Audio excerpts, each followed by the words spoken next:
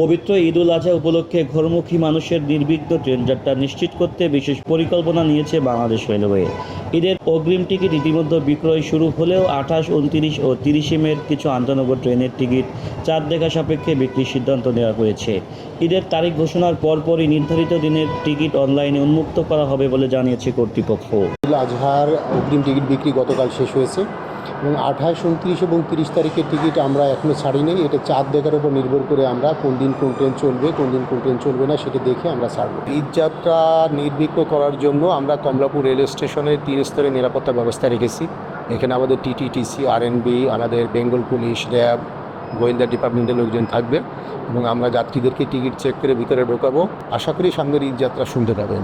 25% extra ticket আমরা যাত্রীর অনুরোধে যাত্রার দিন প্রতিটা ট্রেনের যাত্রা 2 ঘন্টা পূর্বে ওই ট্রেনের সর্বনিম্ন শ্রেণী 25% টিকিট কাউন্টার থেকে আমরা দেব।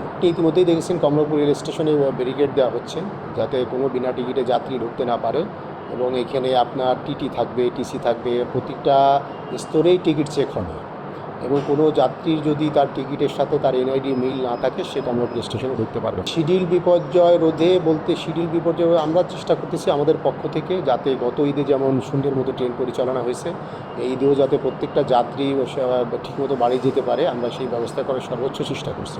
রেলওয়ের কর্ম পরিকল্পনা অনুযায়ী যদি 28 মে ঈদ উল আজহা অনুষ্ঠিত হয় তাহলে পরবর্তী 2 দিন অর্থাৎ 29 ও 30 মের ট্রেনের টিকিট ঈদের তারিখ নিশ্চিত হওয়ার পর অনলাইনে বিক্রি শুরু হবে।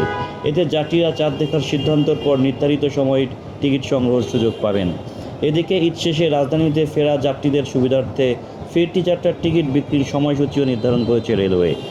পরিকল্পনা অনুযায়ী 21 মে বিক্রি হবে 31 মের টিকিট, 22 মে 1 জুনের, 23 মে 2 জুনের, 24 মে 3 জুনের এবং 25 মে 4 জুনের ফিরতি যাত্রার টিকিট। রেলওয়ের সিদ্ধান্ত অনুযায়ী ঈদের অগ্রিম যাত্রার ক্ষেত্রে একজন যাত্রী একবারই টিকিট কিনতে পারবেন এবং সর্বোচ্চ 4টি টিকিট সংগ্রহ করা যাবে। এছাড়া অগ্রিম কেনা ঈদ যাত্রার টিকিট কোনোভাবেই ফেরত দেওয়া যাবে না।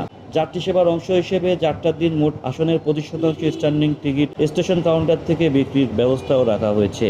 তবে এই সুবিধা উচ্চ শ্রেণীর আসনের ক্ষেত্রে প্রযোজ্য হবে না। Ataur Rahman Sunny, rail news, Dhaka.